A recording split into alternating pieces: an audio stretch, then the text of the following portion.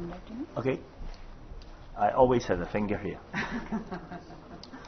me a second. Yeah, sure. Kent, while we're waiting for technology to load up, perhaps you can give us your thoughts about the Indian market. Please. Okay. First of all, I think India is very strong, in upstream industry, diamond sourcing, polishing, and also one of the biggest diamond jewelry exporter in the world. And domestically, India has a 1.3 billion of population. It's a huge number. Well, I think here has a very good opportunity especially the manufacturer to explore the local market. I think here you would have a very bright future, just same as we did in China in the past 10 years. So I really appreciate that. We'd like to share and learn to each other and how we can build up a retail network. I think at the end of the day is for the whole industry. I think diamond is only one world, for the whole industry. No matter you are working in a different sector of the industry of the supply chain, how to fulfill the customer demand, which is a very important topic. That's because we are always competed with other industry, like electronic gadgets, which is one of the ways which is the most welcome or most purchase of the new generation, so that how we can work together and benefit to the industry development, which is a huge, which is a big topic. Okay, is that okay? Fine. So I already shared some of the my speech today, sharing today. Well, my sharing today would divide in three parts. Market overview, which we can see an evolving landscape, and we have to focus with some emerging market like China mainland or India, and what is the statistic, what we can see, how we can see the opportunity from the statistics. Part 2, customer dynamic. Part 3, outlook and conclusion. Okay, first of all, I would like to share with you the market overview. What I am talking about is especially talking about the China market, which is one of the second largest diamond market in the world, which the world is evolving, okay, or what you can say is consolidating in mainland China. I can see lots of competitor, of course, always, but not the most important, which is we are the industry. We are competing with others, luxury spending. Okay, like Chinese, they like to not only spend on electronic gadgets, they like to have a leisure traveling. Okay, this is the new trend in China, and growing capacity, which is e-commerce and social media. Okay, which evolve, the eco environment of the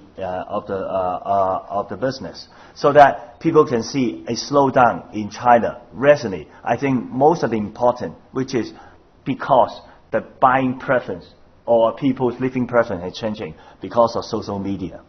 And then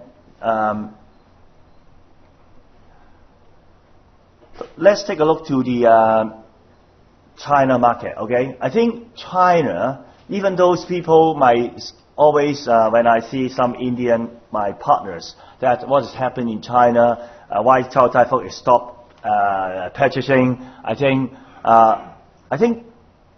it is only a short-term phenomenon, because the whole eco environment is evolving. However, I can see the GDP of China in the long run is still strong. The government already set about 7%, which India, I can see, will set at 6%, which is a great number. And disposable income for the people who are working in China, they still increase, have a mid-single kind of increase. So a lot of urbanization policy will continue, to TV and 4 city, and expanding middle class of peoples. So marketing growth, which is mainly now today driven by festival, as I can see, like bridal, fashion, jewelry, target, and or diamond jewelry, we can see a trend increasing. Let's take a look to some statistics from the government journals. Gem-set jewelry, we have 2014 estimate to have 350 billion renminbi. Is still increasing. And second, which is the middle class of people, assumed going to 2023 would have a population of 220 million or even more. And look at the demography. The people, about 50% of the people now today are young, who born 1980, 1990, and even 2000 year. Okay, what is that people? That group of young people? They are all electronic savvy. Okay, so second, middle class group of people, the purchasing power is increasing. That we assume down about 25% people are classified as middle class people, and we have a very constant demand from bridal market, which every year in the coming 10 years we have 13 million of couple getting married. Okay. Now today, about 50% of the couple getting married would have a engagement ring. So we assume in the coming 10 years, the rate of engagement range would raise up to 70 to 80%. Customer dynamic, I think, is still strong, which is, however, the market which is mainly driven by the consumption demand or customer demand. I think most important you have to understand is that the new leadership take office 2 years ago. The chairman, Xi Jinping, already announced they want to reform the economic growth of China from the past, which is government policy driven, to consumer driven or end user driven. So that is the big change. So here I would like to learn something how we can capture the opportunity in the coming 10 years through understanding customer demand. So first of all, innovative technology can help some data, or what we're talking about today, all people talking about how we use big data in order to understand the market trend. So give you an example, our company, now in Hong Kong,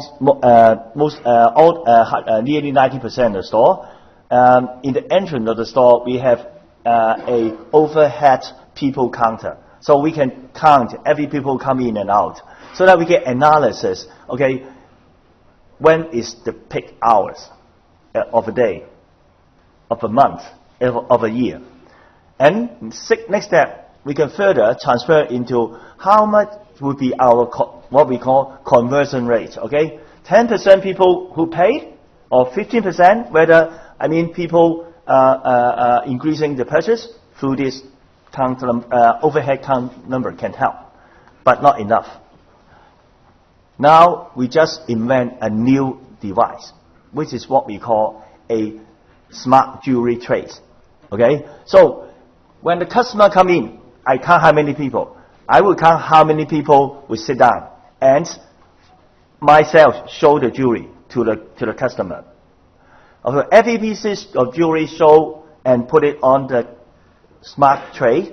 Then we can trace the number and the SKU, which one is most welcome. People are willing to try and feel and touch, and how many % we would sell. so that we can dedicate to every piece of jewelry or every pieces of SKU. So because we use a new technology, RFID. Now today, all my jewelry tab, we use RFID tabs, so that our smart tray inside we have a RFID sensor, so that we can capture the data. So this is we will launch the tray end of this year, nearly, okay, 10 stores. And then we will gradually to distribute to all the point of sale, so that we can capture all the data. And after you understand the customer demand, okay, through smart tray, okay, smart tray we can make not only we can make some other analysis. Question is, for example, where you come from, why you buy the jewelry, and most important, we can ask why you don't buy the jewelry. Okay, different questions we can ask, and then put input into the smart tray, so that we can analyze the data by regions, by store, by person. Okay, and then how we can, after we understand the market, how we can win the customer. I think innovative, differentiate product, which is important. Okay, for example, we have some forever mark, okay, which is differentiate. For example, we have fashion jewelry, diamond fashion jewelry, which we John promoted together with Rio Tinto. For example, we have some Hello Kitty, which is a cartoon feature jewelry, so that we can attract the customer. And then second, which is use a platform, social media, and integrate with the e-commerce. Now today, our e-commerce, which is we are the top #1 most sellable diamond jewelry brand in e-commerce in China. And then second is, and then we have to tailor-make some special kind of program in order to attract customer repeat purchase. So I would like to share in the next page. So, for example, here what we have done, in the market, which is innovative. For example, G-Dragon. I don't know whether you know who is G-Dragon, who is a pop music godfather of Korea, pop music. And the magic is that we cooperate with him, and we launched the product in August, okay, through online. The metric is one day, our online unique viewer 3 times higher than the ordinary day.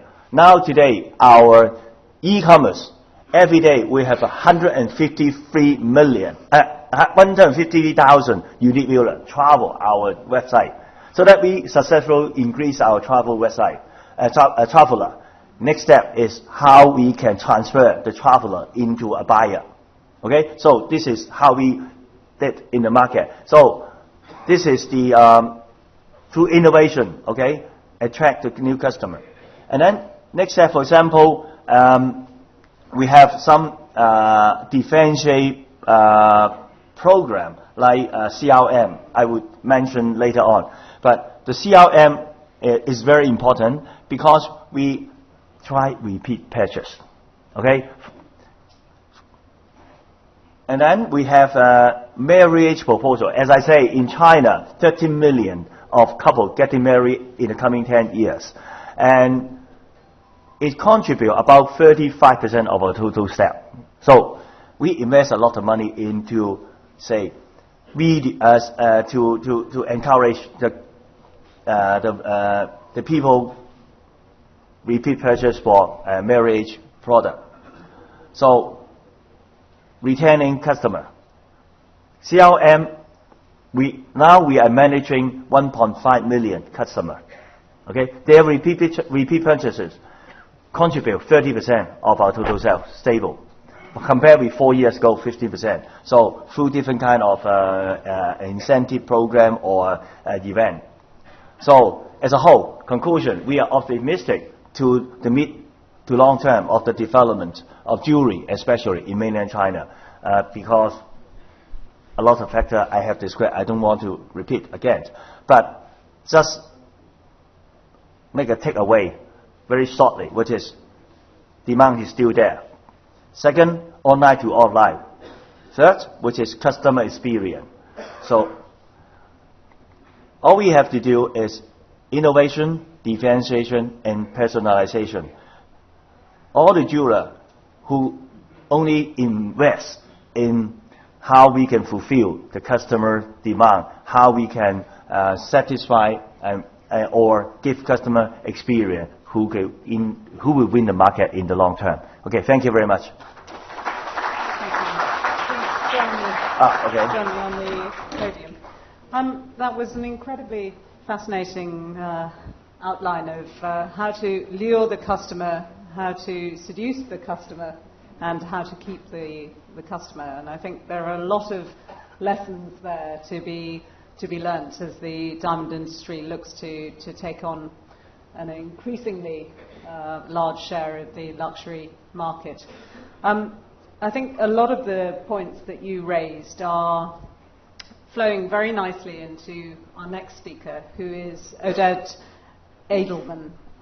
He has used very innovatively technology to really find a groundbreaking way of selling diamonds directly to the consumer in a very efficient way. His R2Net business, Rough to Network, is all about selling diamonds in an unhandled way, unseen by human eyes in person. And I think it's very interesting. If you go onto the website, you see this extraordinary technology that enables you to view diamonds in 3D images from almost every angle. And I'm sure his way of doing things in the diamond industry is going to cause a great deal of discussion about the potential, but because it really forges new channels, new ways of doing things. So to hear more about this, let's go over to Oded to tell us about R2Net. Thank you.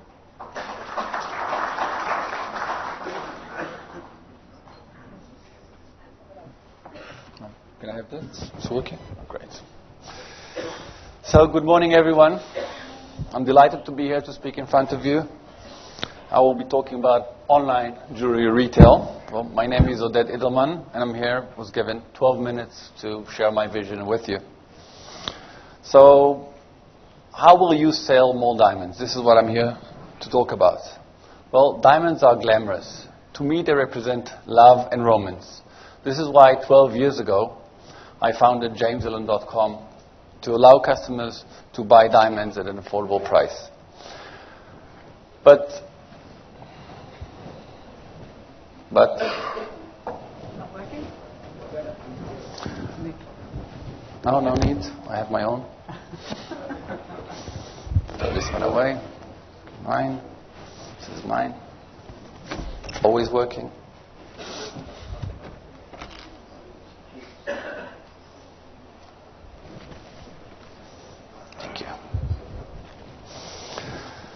So, in order to sell diamonds online, you first need to show those diamonds to your customers.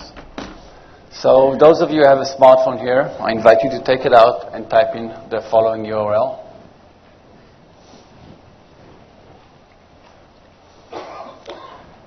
As you can see, you no longer need to travel to a store just for someone to show you those two diamonds and tell you they are pink. You can see it online, you can see it on your phone, from anywhere you go. And this creates a lot of confidence with customers that they can see, well, not in India, but some places you could. You can see the diamonds rotating in a way that was not possible before in a store.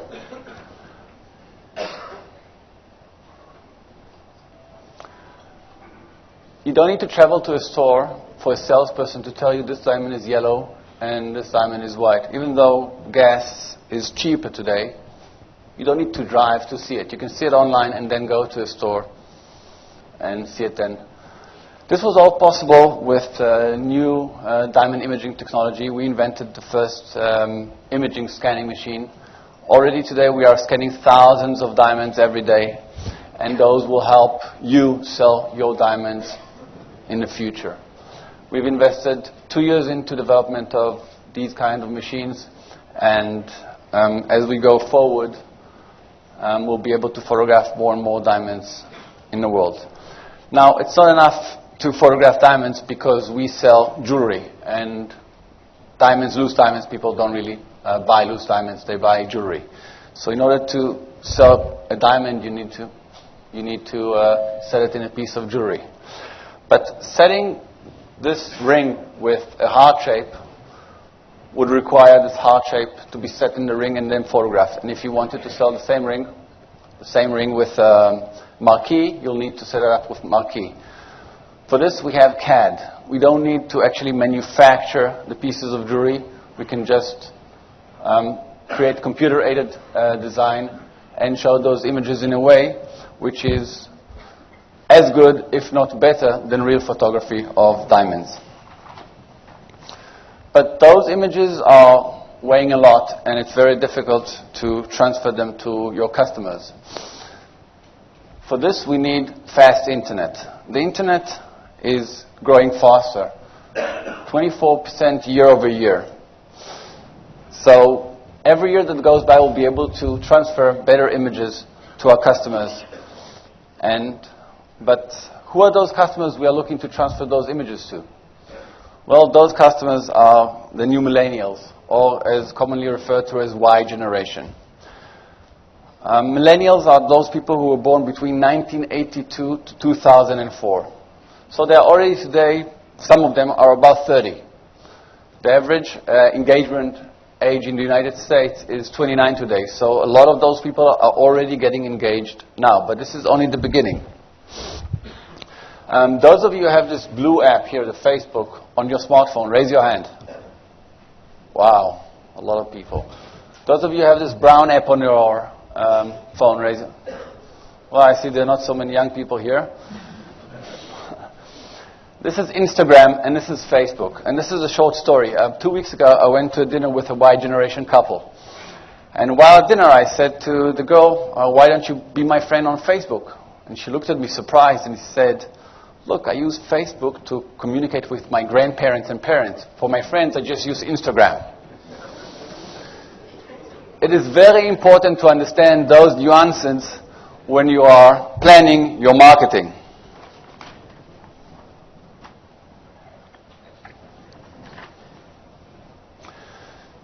Young generation use their phone to socialize, to learn, and to shop. They use their phone everywhere for everything they do.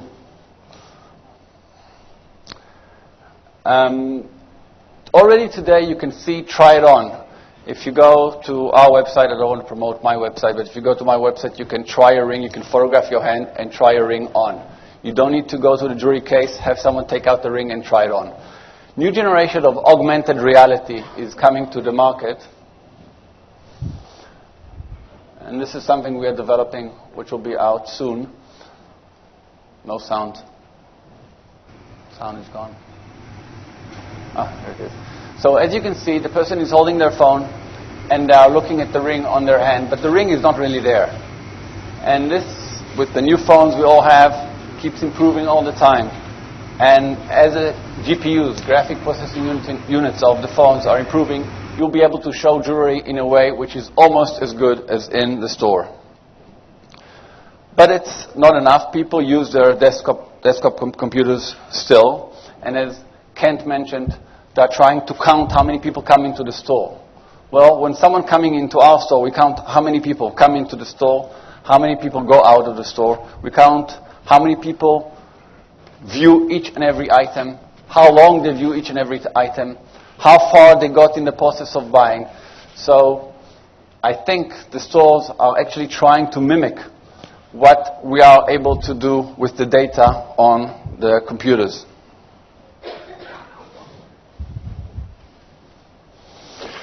But we spend money, we bring a customer to our website or to our store, is in the store, he's made the purchase. Does it end here? No, it doesn't. The new age customers are expecting top product, top packaging, and top delivery. They buy today, they want it today. And you see Amazon in America already today. You can buy something today, and if you order before 3 p.m., you'll have it the same day. And this is where the online comes closer to the store, and this is where the stores will find it difficult as delivery becoming faster. People will not need to go to the store and pay the premium, because obviously online is cheaper. But does it end here? I don't think it ends here. Because those customers who receive this box in their home will go and share everything about their process with you, with your brand, with your store, on the social media, on the review sites. They will tell if there is a good thing, they'll tell all the good things, and then tell all the bad things. They will not just say, this was good or this was bad. They will describe it. We have reviews of, I don't know, those people probably don't work.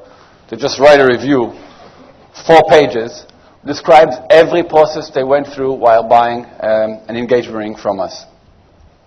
I'd like to share with you a short commercial, Australian commercial. So those of you who are not Australians will probably not understand so much which is said there, but we'll discuss this afterwards. Who's Australian here? Right. Just one. No sound? Cars to people of all ages. And I'm like, oh my god, that's totally amazing. It has Bluetooth and rips MP3s. And I was like, oh my god. So all my friends were like, my stickers. And I was like, yeah, totally. So my first car, I was so excited.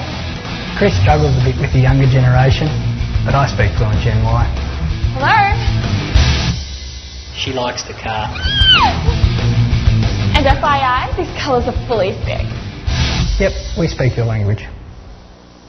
Well, I'll translate the Y generation, or the Australian. So, it's important to understand the language, but it's also important to understand the mentality of those customers. She came to buy a car. The car salesperson did not understand if she likes it or if she doesn't like it. But retailers today already understand that these new customers are in the market and are coming to buy jewelry. You know, until now they were young. Young people don't buy jewelry. But now they're getting to the ages that are buying jewelry. And this is where they come to, retailers understand that omni-channel is needed. And Kent mentioned some things about omni-channel, but I want to read out exactly the definition of omni-channel. So bear with me for a second.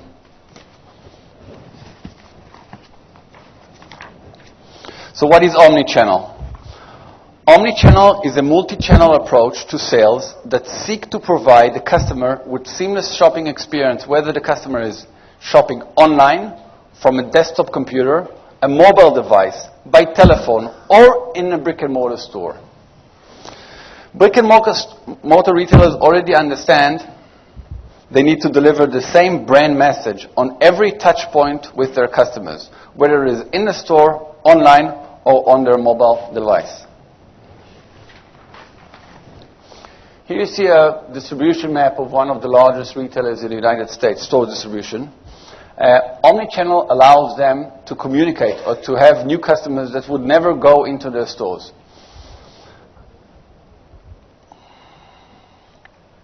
The customers can compare products at home. They can see the product at home. They don't need to drive to the store. They can check online if the availability, if the store has what they are looking to buy, and then they will drive to the store making sure the product is there. They can compare prices in the store or at home. Those retailers who already understand this have terminals which are a reflection of their website in the store. So a new generation customer that comes in, he sees a computer, he feels comfortable already. You know, coming to a jewelry store, I don't know how many of you went into a jewelry store and went in, it's intimidating. You go into a jewelry store and someone is running to you, yes sir, how can I help you? I need my commission. Well, people today are intimidated by that. Always they were intimidated, but they had no choice. Now they have a choice. And the choice is convenience and being able to do all those things at home or in the store. So they come into a store, and what this retailer, for instance, did, they have those kiosks, and they're instructed, their salespeople, if someone goes to the kiosk, you do not approach that person. That person knows how to deal with a touch screen. But omnichannel, one more thing, merchants can reach customers today with omnichannel beyond their domestic markets without having to invest in building global infrastructure. You know, we have large retailers who are looking to go into a new market. Traditionally, they need to set up few stores, test the market, maybe buy a chain in that region. Today, they can start online, and this is a threat to any store because big company can come, they can test the waters with online or with omnichannel pop-up stores without investment of huge money and decide whether they want to attack that market or not. But omnichannel is not only brick and mortar going online. It is also online going to brick and mortar. I have here one good example. It's a company called Warby Parker. They do sunglasses. They started a couple of years ago doing a online brand, strictly online of beautiful sunglasses. They were very successful, and soon they opened up store within a store, for people to be able to come and try on the glasses. People are trying on the glasses, going home and ordering the glasses. So this is actually already a brand, a known brand or relatively known brand in the United States that started as strictly online. But with the efficiencies of online, you can go into a store and do it in a fraction of what it would cost to a brick and mortar to do this. So what's the future? Maybe this is the future, but this is not a 5 years from now future. This future might be here next year. The data that we are able to collect when we are running an online operation is enormous. The amount of data we collect in one day, a brick and mortar will take a lot of time to collect the same data. The digital supply chains today allow us to move from one place to another very quickly. Once we digitize our product, we can quickly move from one market to another market. You know, speed of light, speed of internet.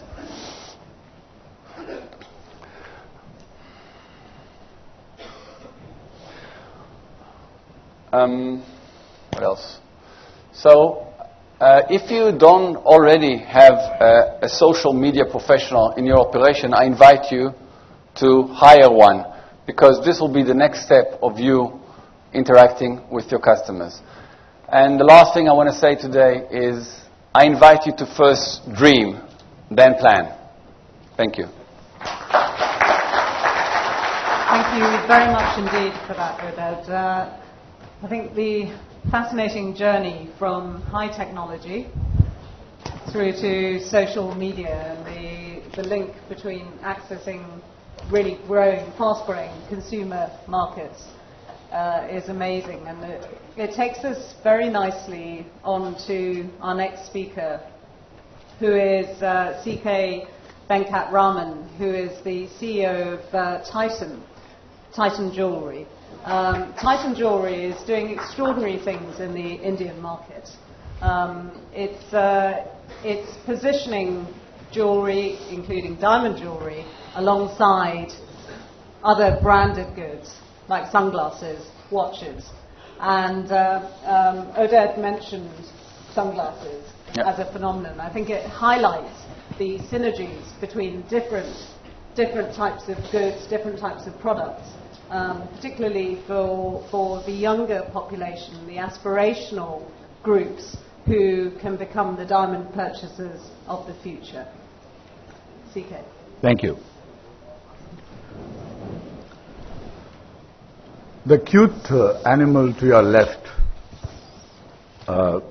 has for centuries been man's best friend. And those dazzling, sparkling stones which are sitting on the metal ring to your right continue to be the woman's best friend. And going back to what Mr. Lucier spoke about yesterday about the research done by De Beers currently, where the penetration of diamonds has reached 9% in 2013 or 14 compared to 2% in 2002. I can assure you as a leading company in the diamond jewelry business in India, our direct contact with customers, not just through our sales, but our direct contact through various researches that we do, tells us very clearly that the diamond and diamond jewelry is a very, very powerful, very attractive, very desirable object for them, with a lot of emotional power, which the industry can look at carefully, capitalize on, and build a huge growth for the next many decades.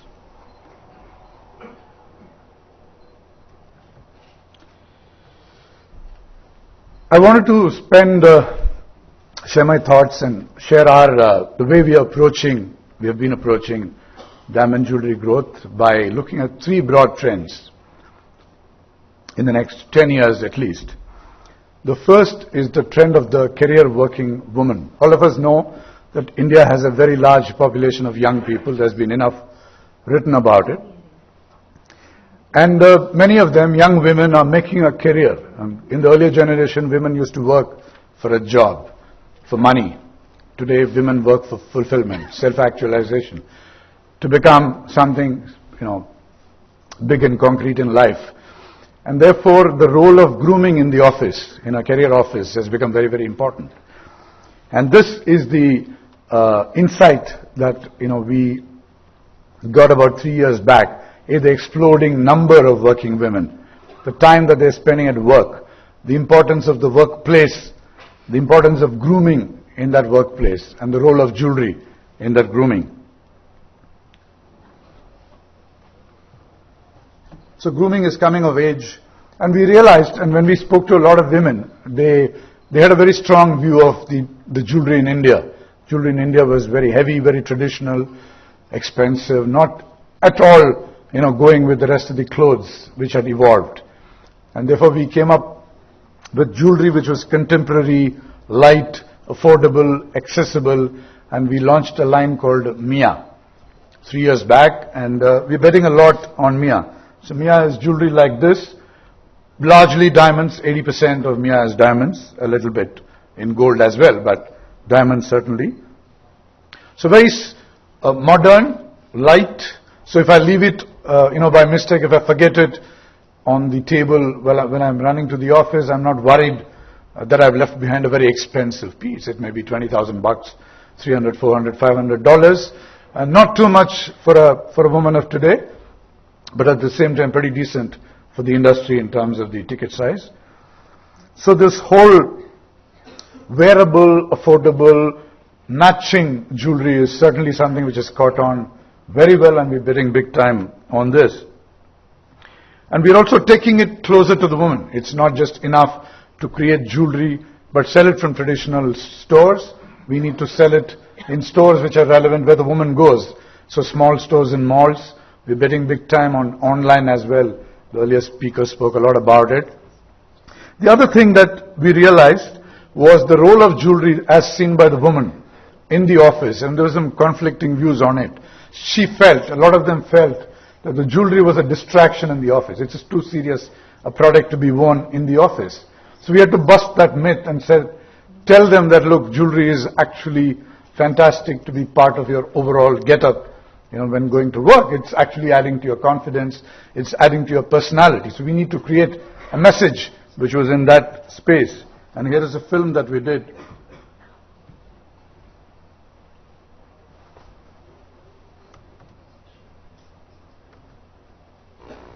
Can you put the audio, please?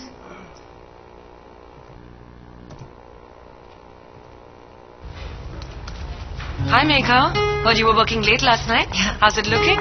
Nice. You want to take a look?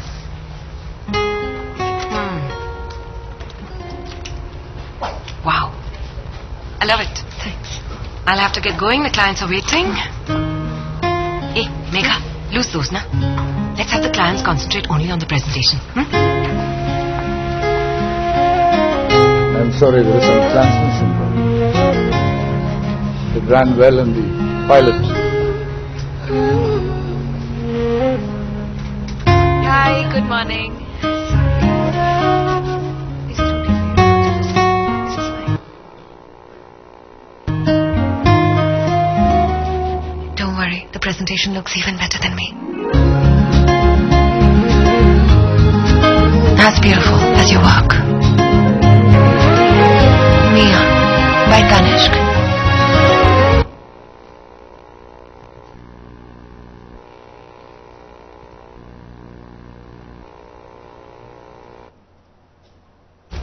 Hi, Megha.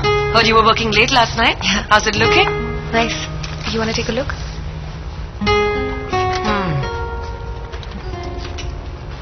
Wow. I love it. Thanks. I'll have to get going. The clients are waiting. Hey, Megha, loose.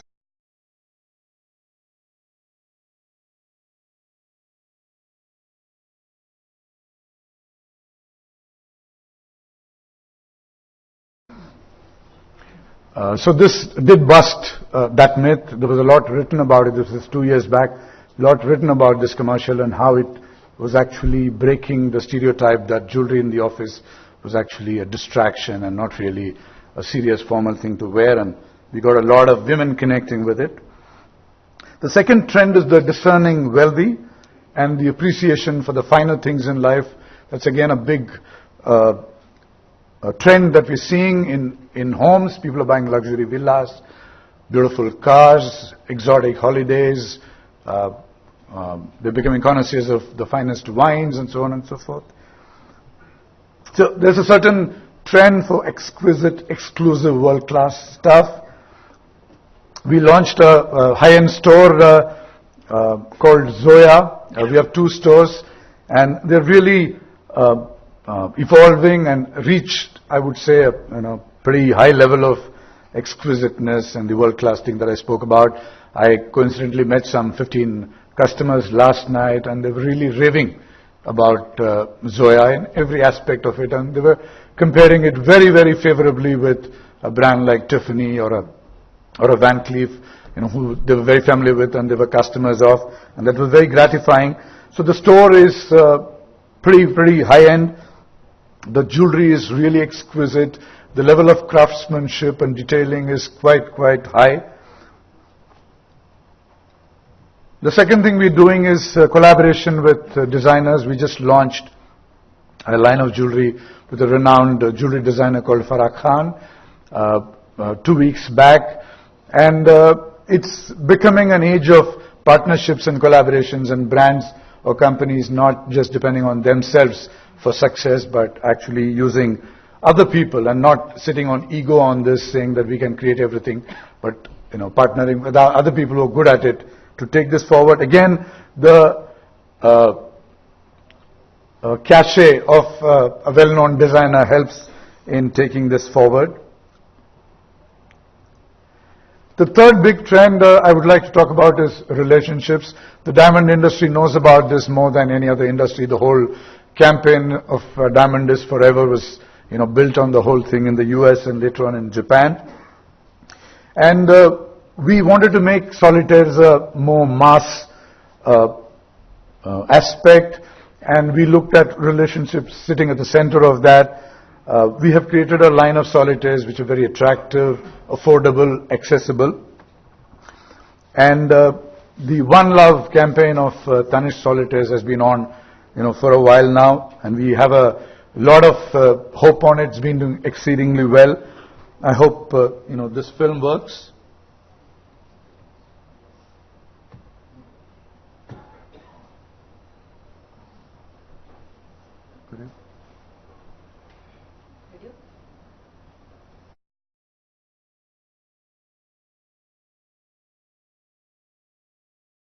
Are you sure about me?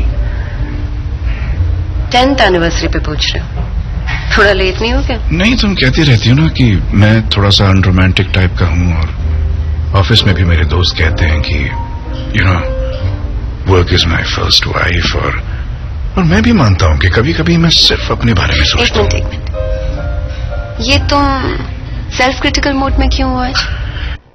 I'm terribly sorry about this. This is a situation where a husband and a wife are at their 10th anniversary in a restaurant, and the husband is actually teasingly asking her if she's sure about him, and she asks him, how come you're asking me this at the end of 10 years? He says, look, I wanted to give you something, and I wanted to do that. I wanted to make sure that you're going to be with me before I actually do that. And then he proffers this box, and she opens it and finds a beautiful solitaire sitting in it. And then she smiles and says, okay, maybe for the next 10 years. And then he says, oh, 10 years. And that's how it ends. So it's a very romantic situation. Indians are not really known to be romantic, but times are changing. We're sensing a lot of that romance in the air, and this was actually to build on that. And the last film is I'm going to try this, but unfortunately it works. Technology में यार सोच रहा हूँ बीवी को diamond ring दूँ पर उसका return No.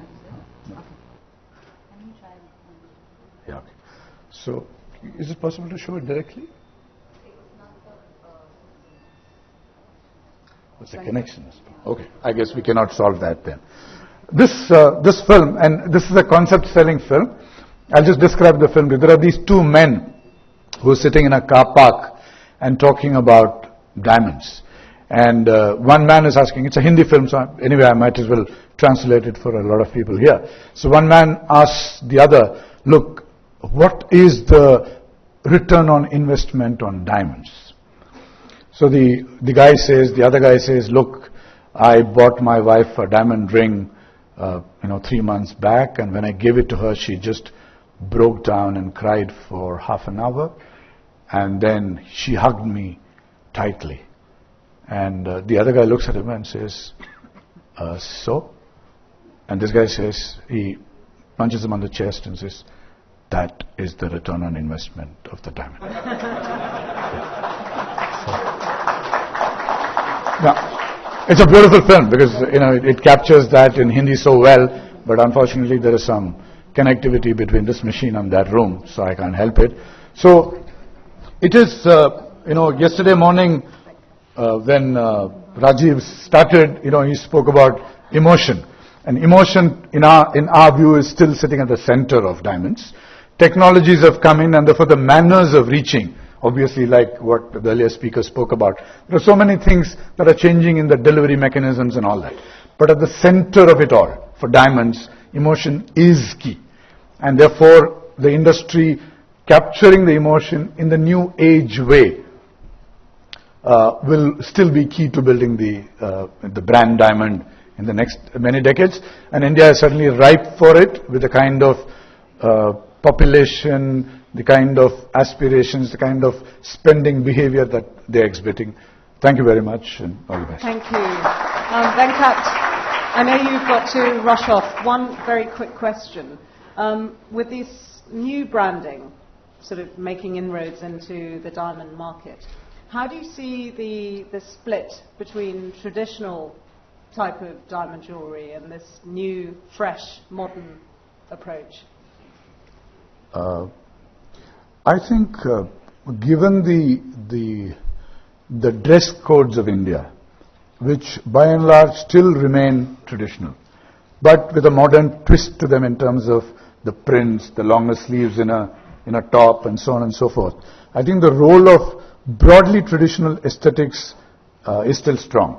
But the contemporizing of those aesthetics to a more wearable form is, I think, the change that will happen. So it's not as if there will be a huge shift to modern jewelry, but certainly lighter wearable jewelry, certainly. We'll test you on that in 5 years' time, whether your predictions come true. And Venkat has to leave very quickly, but we'd just like to present you with a token of appreciation from Sanjay Kothari and Colin Shah. If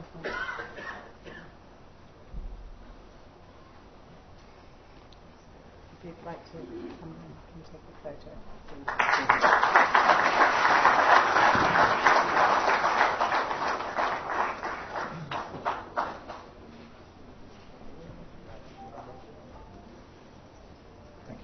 Thank you so much. Thank you very much indeed.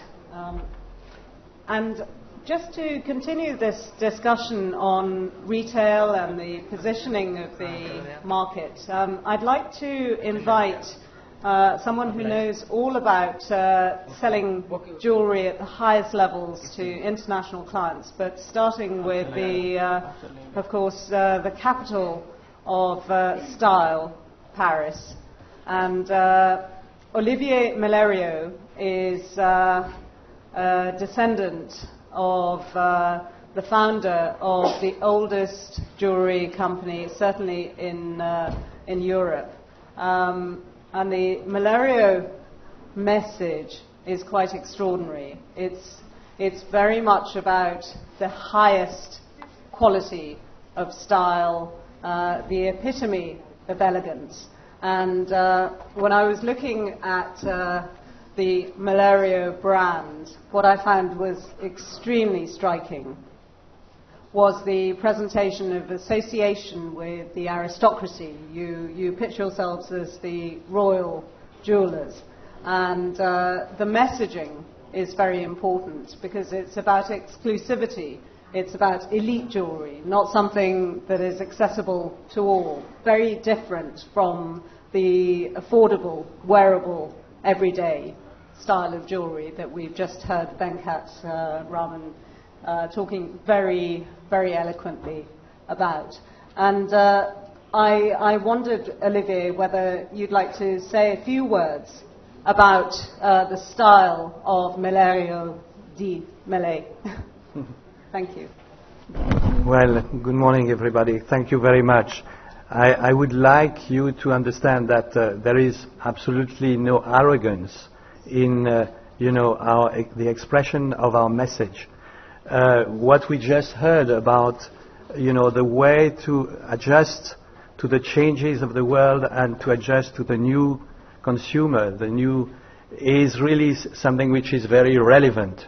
And I have listened to all this presentation with extremely great interest because I think that this is the world where we are now. And I am the descendant of 400 years, more than 400 years of the jewelry tradition. It's our name, and therefore, as somebody asked me, you must feel responsible for having this heritage. Yes, we feel responsible, and at the same time, I think the secret is that everything is fragile, everything is ephemeral. Although the past doesn't mean that the future will be the same. And therefore, we have also to reinvent our economic model at each generation. And I'm about to transmit to the 15th generation. I'm the 14th generation, to the 15th generation, and we have to innovate. And we have two major innovations now. One is we have a woman as the chairman of our operating company. This is my daughter. She was supposed to be here. She is very sorry because she was sick. She could not make it, so I had to decide 2 days ago to come and speak to you. And but she is extremely competent. And she's ready for the new challenge. And it's her choice. And I think that the fact that it is her choice, not mine, is extremely important because she will anyway have to overcome a number of difficulties. And I know that she will overcome them because it is her choice. And the second innovation is we have taken for the first time a CEO, operating officer, who is not from the family. And because we feel, as it has been proved here, that the world is changing so quickly, that in spite of the fact that we want to remain in excellence not only in the craftsmanship, in the quality of the stones, quality of diamonds, but also in the quality of the message of love and emotion and the experience of the buying, we need to have a CEO who understands the market, who has been, all over. Our new CEO has worked 10 years for Cartier, 5 years for Boucheron, 6 years for Harry Winston. He worked in the mining for the Muso in Colombia. So he knows, what are the evolutions. And our clients, they are global leaders. So they are very difficult. They know everything. They know more about the diamond, the yellow diamond, the new discoveries in diamond than we do, because they are very interested. And the fact of using new technologies, as it has been said, the e-commerce and so on, everybody they want to know about Melario di Melaire. Anywhere from all over the world they can do it, because through the internet. And they will first go to the internet to know, what is this company I never heard about? 400 years? How is it? How have they been able to sustain and to be the memory of this activity which we have seen emerging in Europe, and which we have accompanied until France became the leader in the jewelry in 1850. But now I see that China is now become the new leader, which is in retail, which is after all a good competition. So my question to you is, we have this heritage, extraordinary heritage, but is it worth it? It only has some interest for the world as a whole, and our clients are from all over the world, if it brings some value to the market. And I think that we are a kind of laboratory of trying to keep the excellence of this craftsmanship, of these stones, of also the experience of buying it within our store. This is what we are trying to do, and we can do it at the highest level. It's elitist in a way, but it's excellence. And we are drawing the people from bottom to up. We want to raise, the conscience, but also the quality of life. This is the sense of our mission. Thank you. Thank you very much indeed for that. It's certainly giving us, please join us here.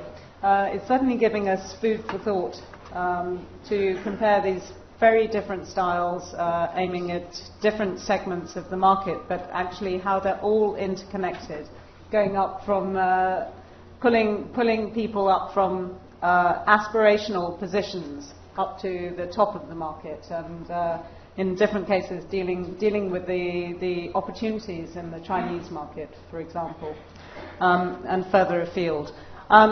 Someone else who is very much at the forefront of this retail opportunity is Karim Merchant. And Karim is second generation of a business founded by his father. Really, his father is known as the man with the golden touch, and the business is called Pure Gold. And it is something which has very successfully established a huge market for itself in the Middle East. But it's launching out at all aspects of diamond consumers, from the workers in the Middle East through to the luxury tourists who come to the Middle East and go and seek out pure gold as a source of diamond jewelry. So his insights, I think, are very relevant because it's about tackling the whole of the diamond consuming market. Karim. Hi. Good afternoon, everyone, and thank you for giving me the opportunity to be here. I am here today to speak about the Middle East market, not much about what we do as Pure Gold. The reason I have chosen this topic about the market itself is because I personally feel that as an industry, the Middle East retailing is growing much faster than what many of us over here know. I know that we always speak about America being as an important market, India being as an important market, China obviously is an important market, Europe, Japan, but I don't hear a lot about Middle East, and I don't see the interest generated from the industry at large about Middle East retailing. There are a few things that I would like to share or shed light on. There are a lot of things that I can talk about the region, but just a few things with the limited time that I've been given. Middle East, and primarily GCC, is an extremely unique market. Unique in the sense that a retailer in India or China mainly caters to Chinese customers respectively, or the Indian customers respectively. We don't do that. 30% or less is our local national customer base. 70% is the transit expats and the tourists, which means the way we merchandise, the amount of collection we keep, the inventory that we keep per store, I would assume, is higher than what other counterparts would do in other parts of the world. But at the same time, that gets compensated with higher sales per store, per inch, whatever way that you calculate. So in that aspect, it becomes very unique for us to make sure that the stores are stocked in a certain way, the variety of salespeople that we need to have, languages spoken, and etc. Our market is also extremely dynamic. As you all know, probably mostly about the wars going on over there. It is not as how you see it in the media. Whoever has had an opportunity to visit the GCC countries, Dubai or Kuwait or Oman, Bahrain, Kuwait, Saudi, all of these places are extremely safe and stable. We have been operating over there for more than 25 years. There is not one incident which I can tell you which has shaken our confidence even a bit. In fact, we believe that going forward for the next decade, Middle East will become extremely important in our industry. It is also dynamic because it's growing extremely fast, as you know, with the petrodollars coming in. Leave aside the last few months where the crude prices have fallen, but at large, you know that it's an extremely fast-growing liquid market. We have in Dubai itself one of the highest retail per inch areas around the world. Dubai was ranked last year, I believe, the third top retail destination in the world. So it's an extremely competitive, mature market for the industry, at large retail industry, and also for the growing diamond jewelry industry. Another thing, again, in favor of our market is GDP. You know, when we enter a new market, we all talk about, not just the population, because a country could have 1 billion people living over there, but, what is their purchasing power? Qatar, for example, has the highest GDP in the world, over 75,000 US dollars. And that's not too different than what Saudi has, or UAE has, or other Gulf Cooperating Council has. So as a population, there might not be much, relatively speaking, but in terms of GDP, it's extremely high. For example, Egypt, a market which has gone through some turmoil lately, but now it's stabilizing, 22 million population. They love diamond jewelry over there. And that is a market that I see going forward also maturing extremely fast. The third component about our market, again, which is extremely important, and this is especially for Dubai. Although Dubai might be seen as a small center, just grown in the last 2 decades and etc., but see the vision of the leaders over there. Hear what they have to say. They are now trying to target over 2 billion people who live in less than 6 hours flying distance. See what Emirates is doing. See what Etihad Airways is doing. This is not just so that they can generate revenues in Emirates Airlines or in Etihad Airlines. It is for the country at large. It is for the retail industry as large. Dubai is not a manufacturing hub as of yet. So what are they promoting? Tourism, retail, and footsteps of Dubai and UAE are being followed by other GCC countries, such as Qatar, Oman, Bahrain. All of these countries are finding their own niches. Just to give you an idea, Dubai, for example, boasts world-class infrastructure, shopping malls, leisure, etc. So Oman took a decision, we won't compete, we will complement, and we will go with nature. And they are now working on nature tourism, beautification, and etc. So all of these people have now become forward thinkers. The leaders have become forward thinkers and opening up the markets for retailing going forward. In our market, another very challenging thing that we face is customer engagement. Besides the fact that the market is extremely strong and etc., but it is also extremely transient. So a lot of expat population coming in, going out, tourism. So it is very difficult for us to hold the customers through customer loyalty programs and etc. But again, that gets compensated with new customers walking in. I personally don't feel, because since yesterday and today, I hear that as my personal belief that the industry, from the bankers to the miners to the diamantiers and etc., the bottom issue is of margins. I personally, representing myself, only can say margins for a retailer is not an issue. It's never an issue. It is only the sales. If we can generate interest to buy, whether we sell at a 40% margin, at a 45% margin, or at a 50% margin, that is irrelevant. That is not a problem.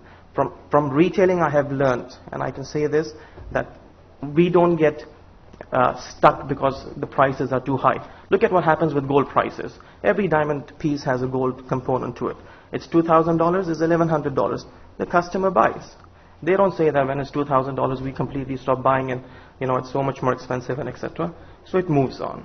So I feel margins are not a problem. I think it's my cue to stop talking. But once again, I would like to end this small speech by saying that we all need to think more as retailers and not just jewelers. Thank you very much. Thank you, Karim. Please join us on the podium. I hope we'll have a few minutes for a little bit more elucidation on that fascinating subject. But I think if there are any questions from the audience for any of our panelists on the retail, I think we could start a very interesting dialogue and hopefully continue over the lunch break.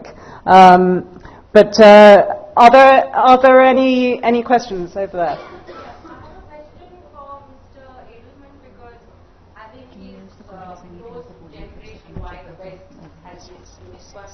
My question is, are we as a category losing share? What is your take, your interaction, and all of you can answer that as well. I don't think we'll have time for all the panelists to answer, but just a word.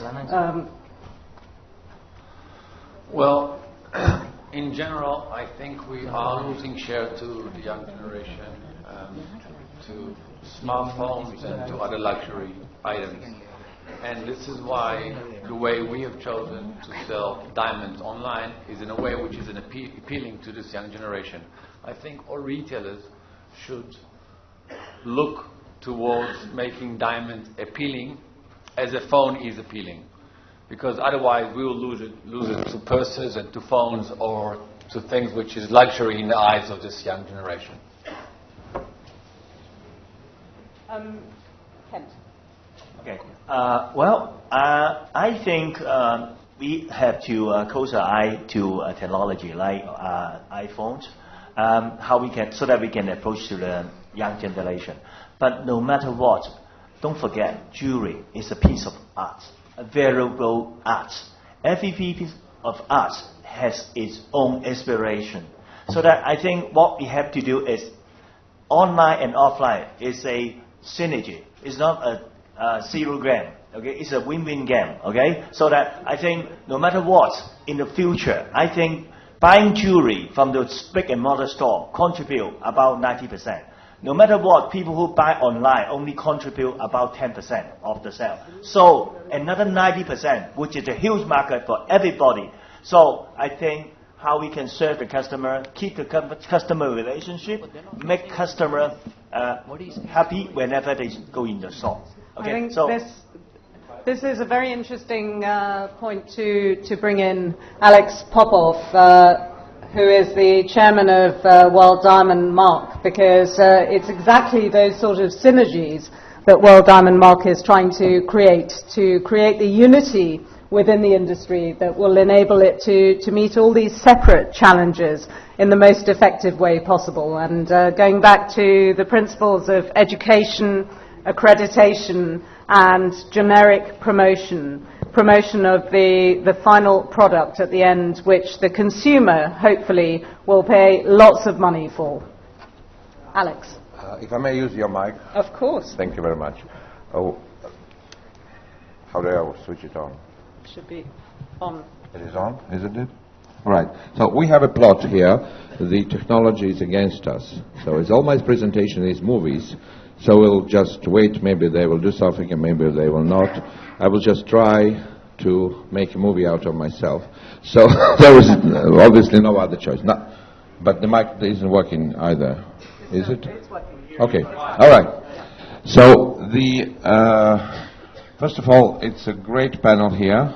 And we have heard like all poles of the diamond jewelry trade, from the big China to the 400 years old European house, to the Middle East, and to the new American online, which probably will eventually conquer the world and leave no place for others, but hopefully we will not live till that time.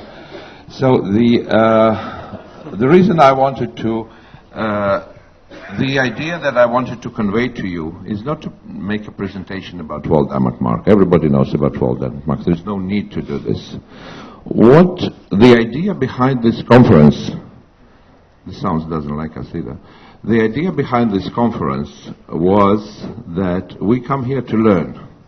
We try to put together all stakeholders of the industry to learn something from each and every one of you to see where we're going forward. And actually, my presentations was all about questions.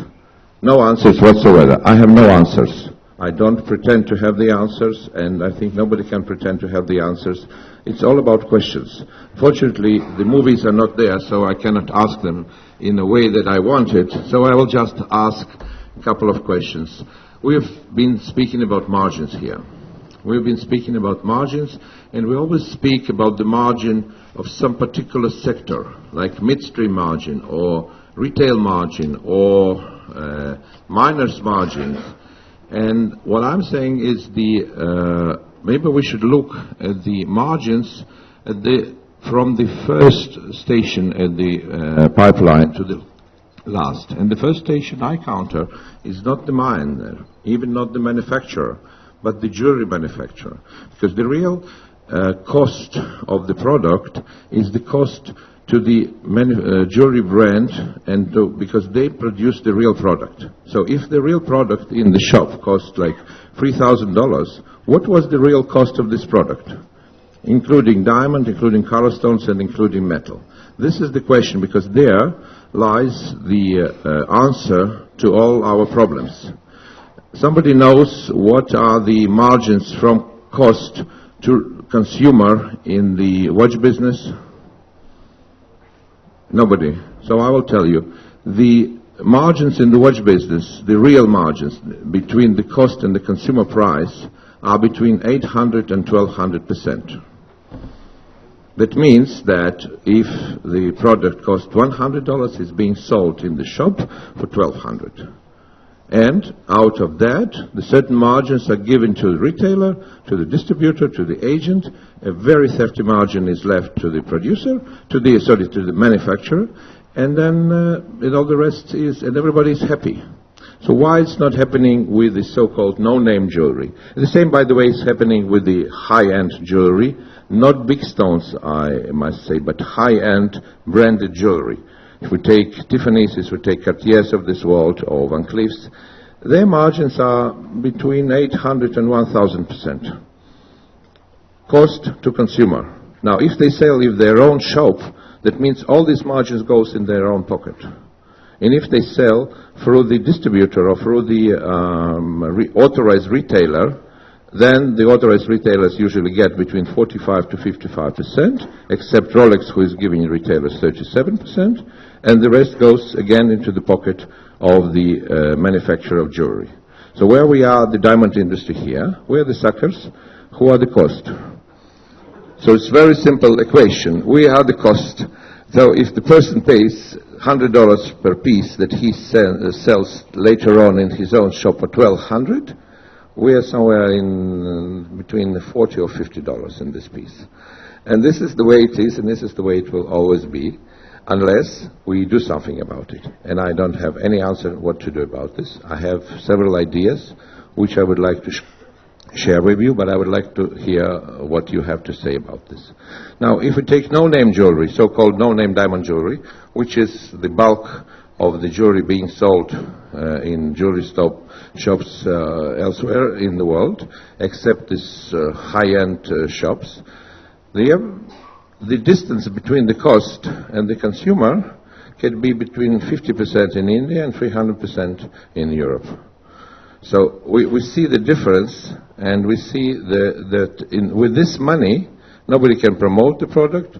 Nobody can do something about the product. The only way they can do something with the product is to sell even less, for less cost. And sometimes when we go to the 47th Street, we can get bargains there.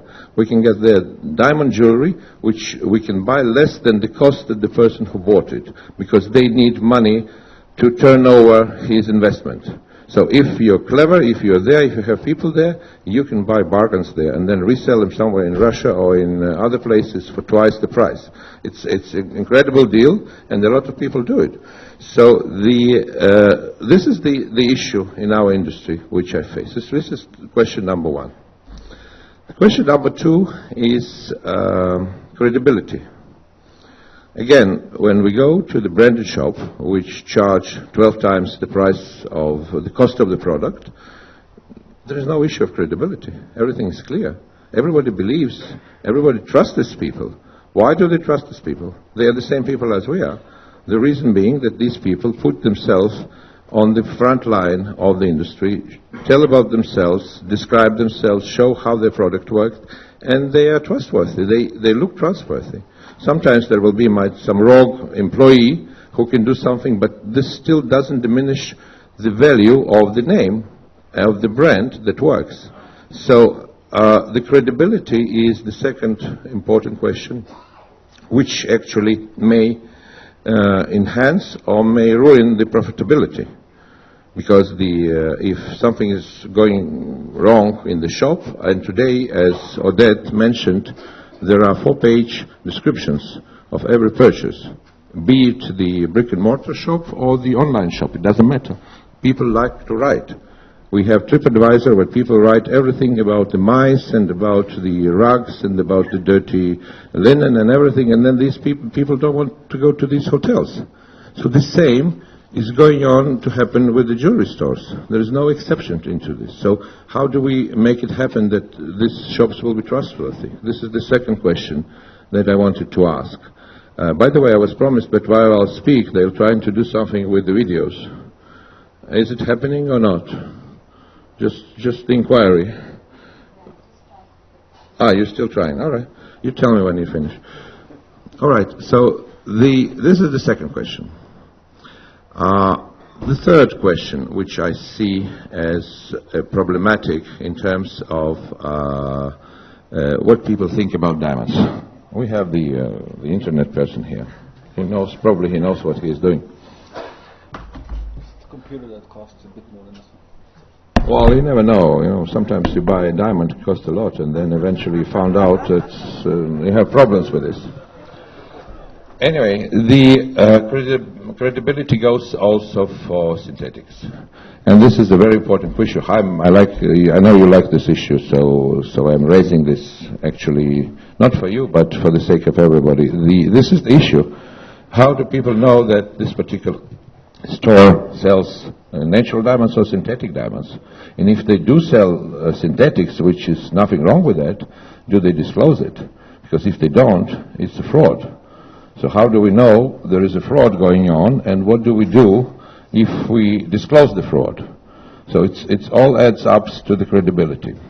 Now we're coming back to the question of generic promotion. Everybody says we need generic promotion. Let's ask De Beers for the money, and it will be beautiful. They did it. They did it very well. Why should they do it today? There is no reason whatsoever for De Beers to do it today, because they are not the monopoly anymore. They're not a cartel. They're just another company. And why should they pay money for others? They will be suckers, I'm sorry to say, to do it. So why should we even approach them? It will be inappropriate to do it.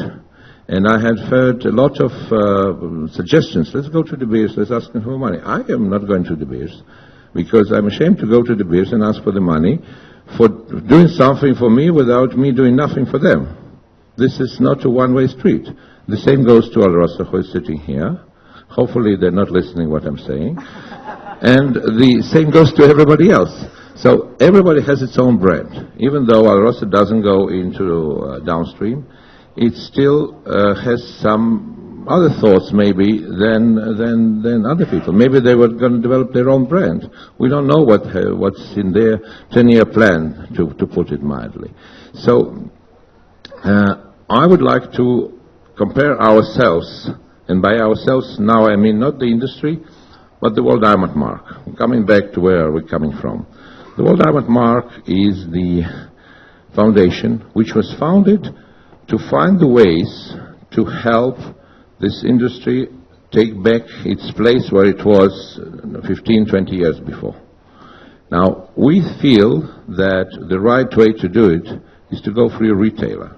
Because if we take the diamond supply chain, it consists of miners and sorters and site holders and polishers and manufacturers and traders and jewelry manufacturers, etc. Now, when the normal person goes into the store, and usually the people go to the store, they're normal. They go there into the store out of love or out of some, they're looking for some appreciation of something. They want to give gifts. They want to buy themselves something valuable. They want to have fun. They want to make love. They want to do all kind of things when they go into the jewelry store. Only the investigating reporters go into the store with the questions where this stone came from and who is your father and what we were doing before that, etc. So people don't care about this. So for me, the diamond pipeline consists of only one link, which is called retailer. All the rest, for the consumer, is not important. I mean, there should be some chain of responsibility if, just in case, the consumer will ask about it. But in the normal situation, especially in the developing world, the consumer don't care about this. What they care is the integrity of the store, the integrity of the product, and the feeling they're getting from this product. So how do we make it happen? Again, coming back to the World Diamond Mark, we see ourselves as the guardians of the idea. We would like to hear your ideas and your input on this, and I actually compare ourselves very much to the Swiss Association of Watch Manufacturers, Association Suisse de Horlogère. It's a very interesting organization. They have 1,200 different brands in Switzerland. They have Rolex, and they have Audemars Piguet, and they have Cartier, and they have all kinds of people. They have the watches for selling for $3. But they still protect them, and they care only about two words, Swiss watch. And we care only about two words, diamond natural, or natural diamond. And it doesn't matter whether the store is small, or it's a big brand, or it's a small brand, or it's no brand at all. For us, the brand is a diamond. How do we claim the ownership of the brand diamond? By doing something. Nobody can claim the ownership of the world diamond. It's diamond. Everybody can say, diamond is mine. And they will be asked, why do you say so? So if we do something about it, I think they have a right to do it. If we don't do anything about it, we have no right to do it. So here is the question I wanted to ask you, and hopefully when we'll have some electronics put on, I will put them in writing and show you on the wall. Right now,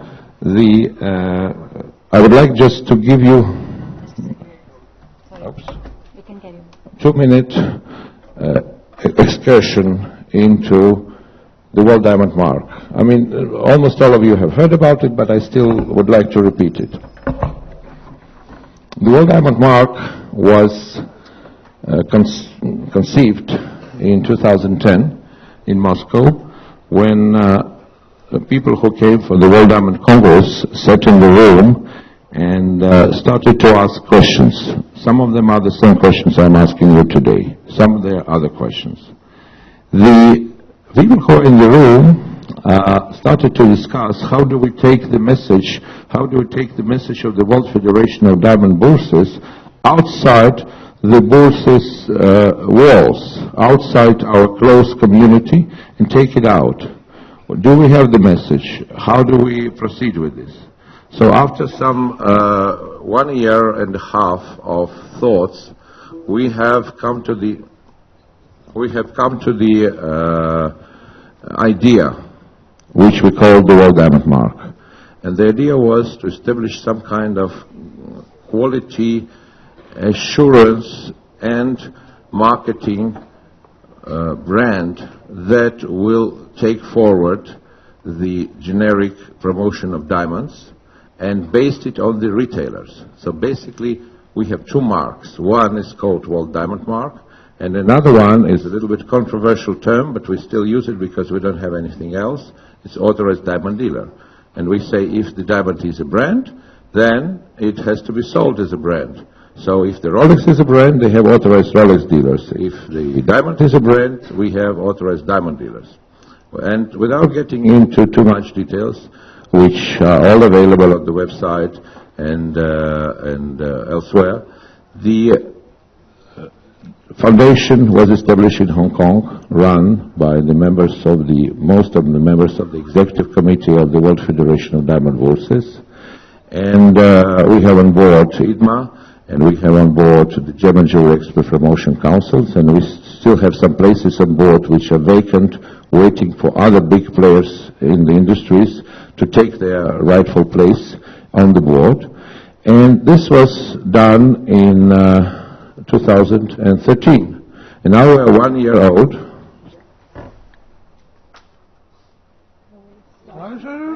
We might have some luck as well. Now we are 1 year old. As a matter of fact, we are 1 year and 4 months old. And in this period, we have managed to establish some contacts, to establish some proven ideas, and to put together the marketing program.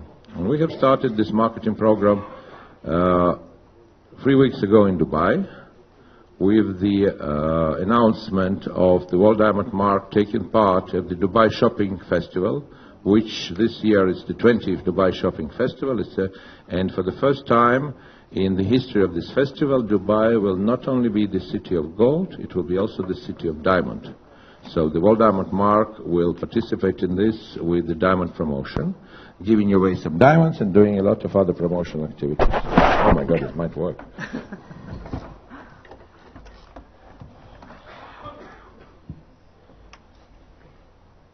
Okay, let's go.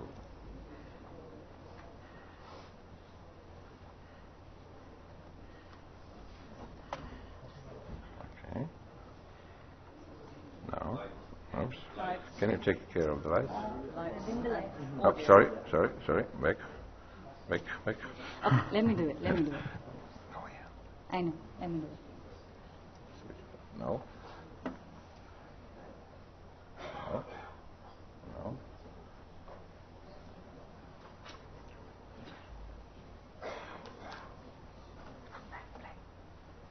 Audio?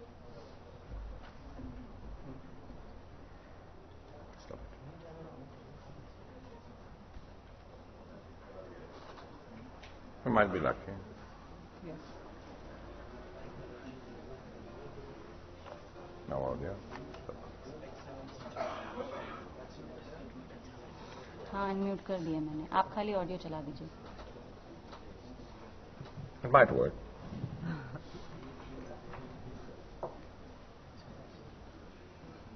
It's looking promising. There's no audio here, but it's all right. I can't sing, I'm sorry.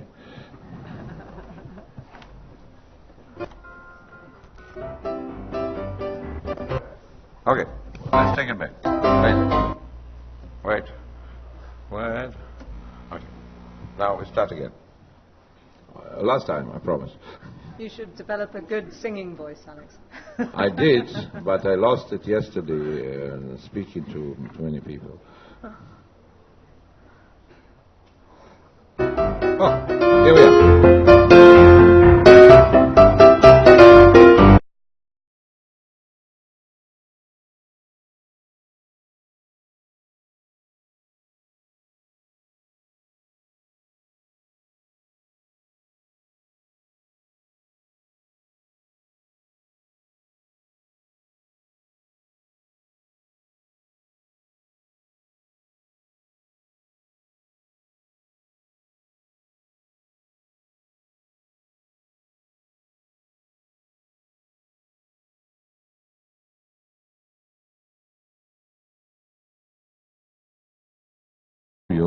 Before talking, And this is the question. The people tried. They didn't go into the jewelry store. They went online, but finally they bought a car. So we lost the sale, basically, and this is our problem. Why do we lose these sales?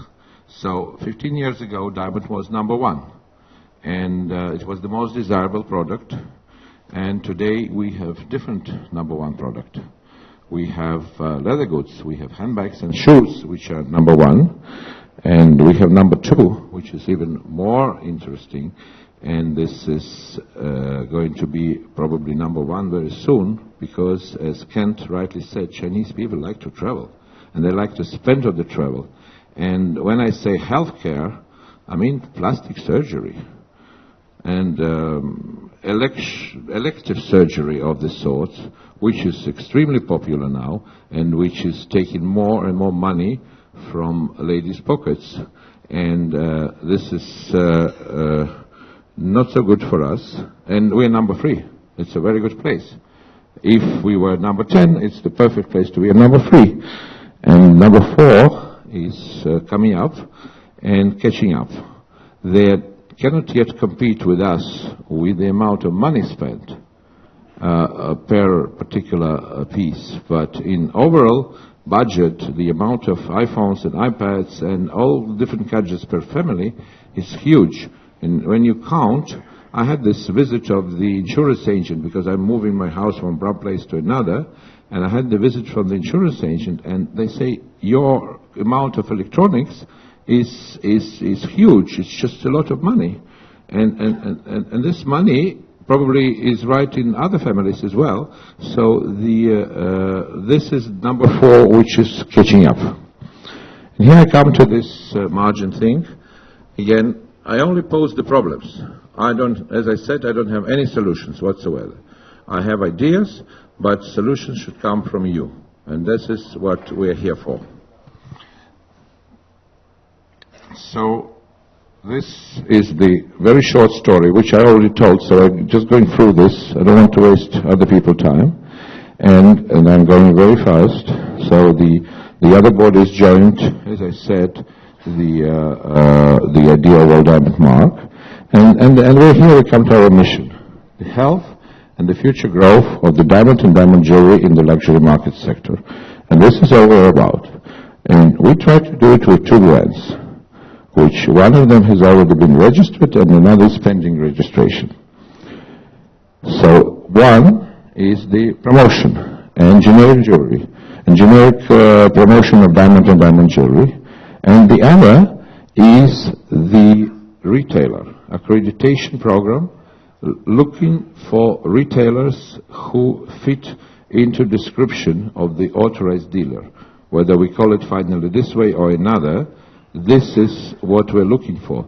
The retailer should know how to sell diamonds, the retailer should present diamonds in the right way, the retailer has to be educated, the retailer has to be transparent, and the retailer has to know how to sell, and the retailer has to abide by the Code of Principles, which includes actually the Code of Principles of the World Federation of Diamond Bourses, and has very much in common with almost any other Code of Principles in the world. So the objectives are for the trade to increase reputation of the dealer and to increase knowledge and performance, and for the consumer to increase demand and to increase desirability and trust of diamonds, putting up the credibility. So I'm going through this, and as I said, Code of Practice is based on the most rigorous Code of Practices of the World Federation of Diamond Bourses. So how are we going to do this? Where is the money? And this is the question that everybody asks. Where is the money? We need to, oh my goodness, something is going wrong here. It moves by itself. Can you just stop it that it would move? Or should I touch anything? Do you want to play the video now? No? We want to play the video a little bit later. We have 5 possible sources of income. First and foremost, the seed money that we received from the World Federation of Diamond Bourses, of the member bourses, which was the first financing round. But each and every single bourse in the world put money in the kitty. And this helped us to start. Then it was the second round, and I'm glad Stefan is here because the Belgians were the part of the second round, and the Israelis and the Indians. And there was the other round that the German Jewelry Export Promotion Council joined the organization and put some money in the kitty. And that has helped us to build the ground rules and to put ourselves on the map and to do it in a way that from 24 hours we can roll up anywhere when we want. Now, we have identified two markets where we started to do the pilot. One is the Turkey, which is an incredible market. I don't know how many people know that the Turkish government has abolished the importation taxes on the Polish diamonds for members of the trade, for legitimate members of the trade. And I believe that today it's an incredible retail market, also like Dubai, in a way based not only on the locals but only on the enormous amount of tourists. And the second market which we identified is Dubai, again for the same reasons, because this is an international market. This doesn't have any specific national constraints that the other market can have. So these two markets were established, and there we go with different partners that help us in this. And obviously you've seen yesterday that we have the first authorized diamond dealer in the Middle East, which is sitting with us today. So I want to show you something. I want to show you the video, if we will get to this. Can you do it for me, please?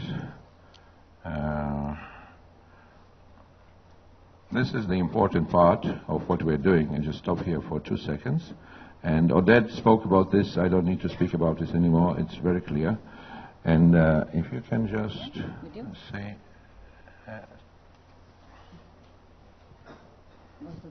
No, not the last one, but the second one. Somewhere here. Okay, so that's this one.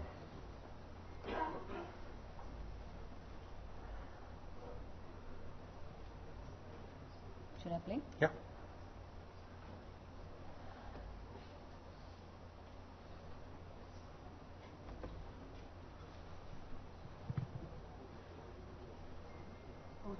Audio.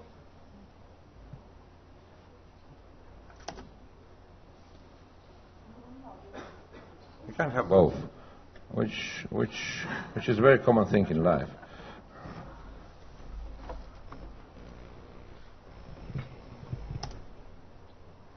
No, not yet.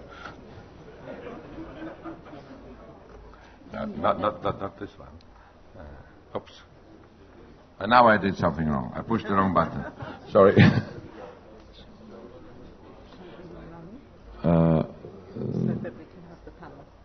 Okay, so I wanted just you to watch this movie because I think that's what we would like to achieve, all of us. No?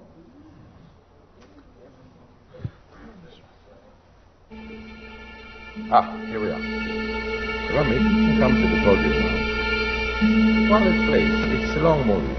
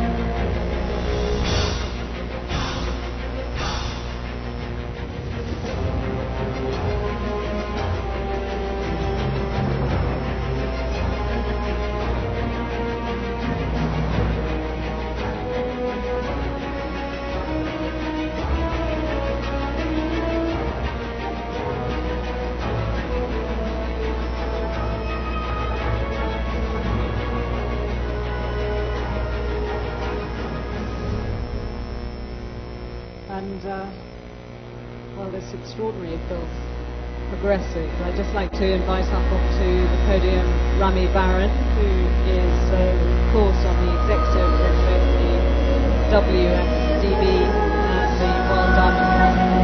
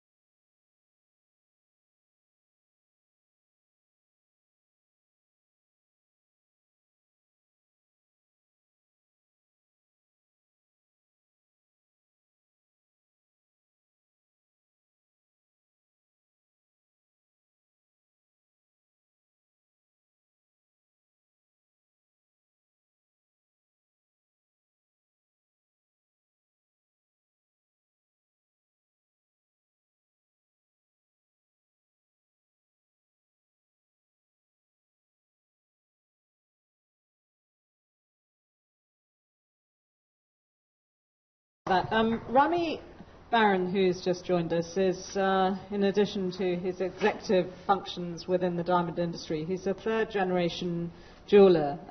So he's not the traditional diamantaire, but he has a very interesting background. He co-founded the Q Report, an innovative jewellery insurance program for consumers focused on the bridal segment, a very important part of the diamond market, and targeted and secured the relationship between the consumer and the jewellery. And this, I think, is very interesting. And if you get an opportunity after the formal sessions of the conference are over, I think have a word with Rami for his very interesting perspective. But just before Alex continues, because of his association with World Diamond Mark, I'd just like to ask you, Rami, about your perspective about the synergies that World Diamond Mark can bring in connecting the retail business to the supply. Thank you very much.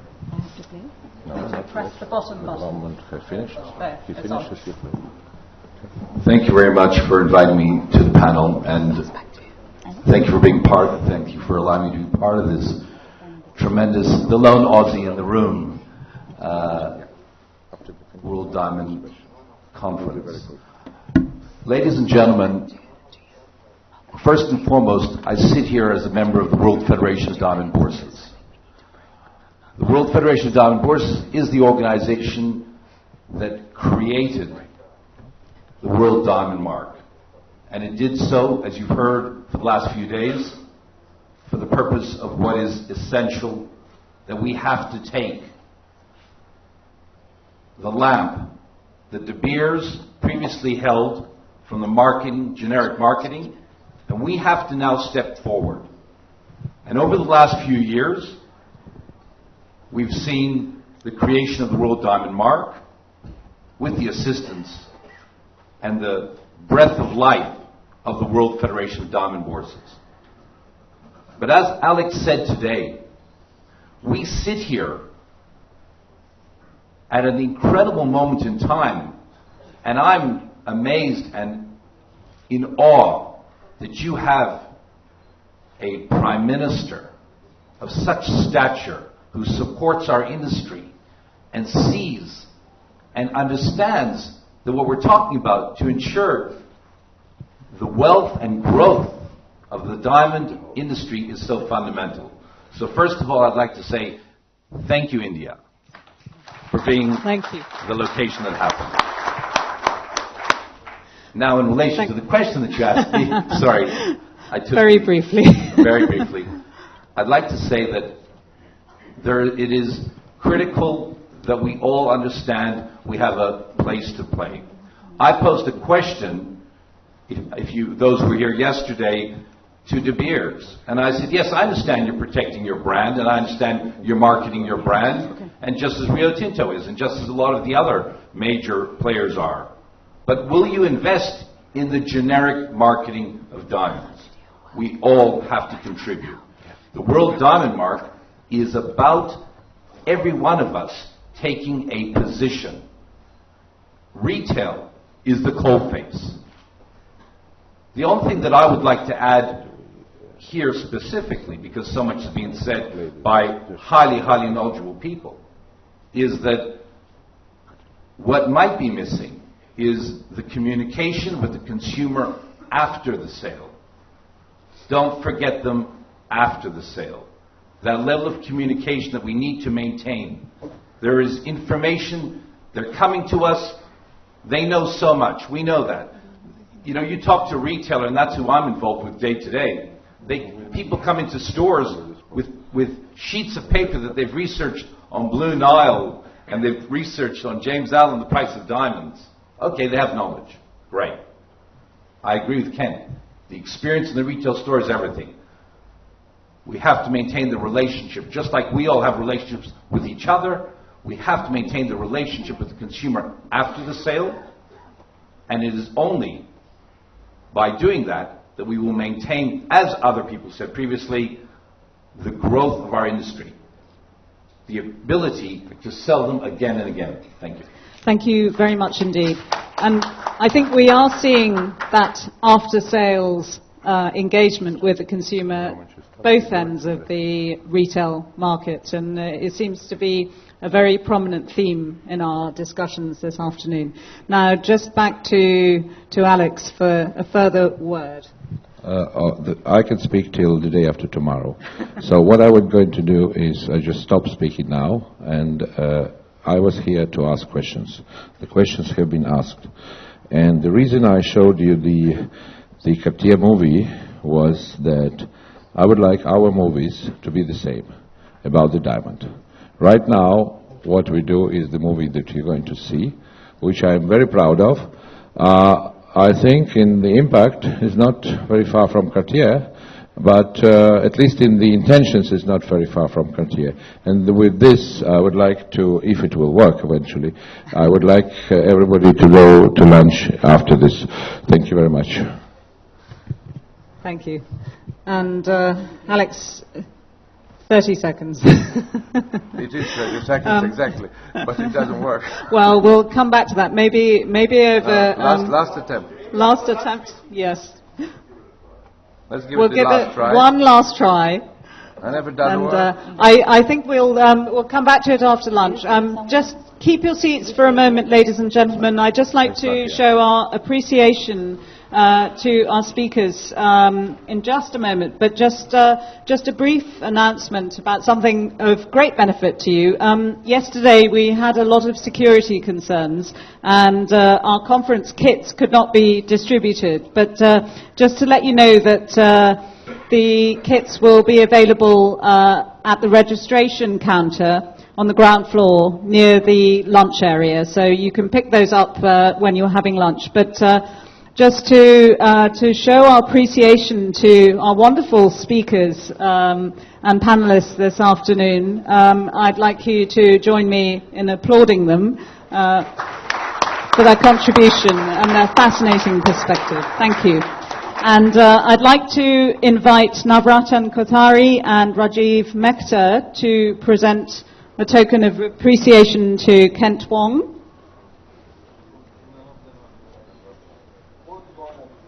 They both left. So I will do it. Yep. So, Alex, please, and Sanjay. Please, Kent. Okay. Thank you. And Suresh Shah and Raj Parekh to present our token of appreciation to Oded. Suresh is coming. Yeah, Suresh is. I see it. Thank you. Right? Suresh? Yeah. Thank you. And Pankaj Parekh, are you in the room? Yes, wonderful. If you could kindly present to Karim Merchant our token of appreciation for his fascinating exposition of the Middle East market.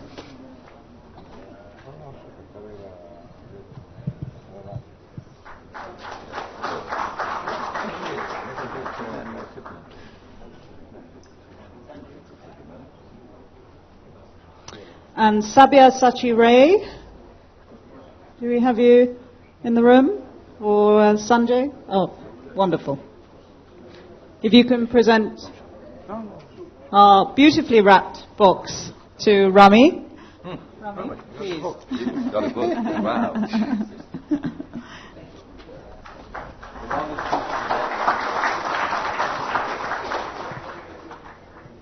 And Vipul. Oh, Sanjay, please show our appreciation to our wonderful chairman of WDM, Alex Popov. Please, Alex, be careful. And Stefan Fischler. Thank you.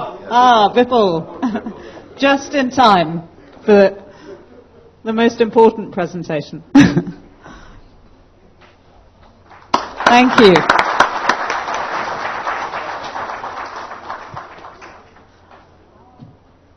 Ladies and gentlemen, thank you very much. If we could come back here for 3 o'clock, we will be able to conclude our discussions this afternoon in half an hour. So please be ready to start.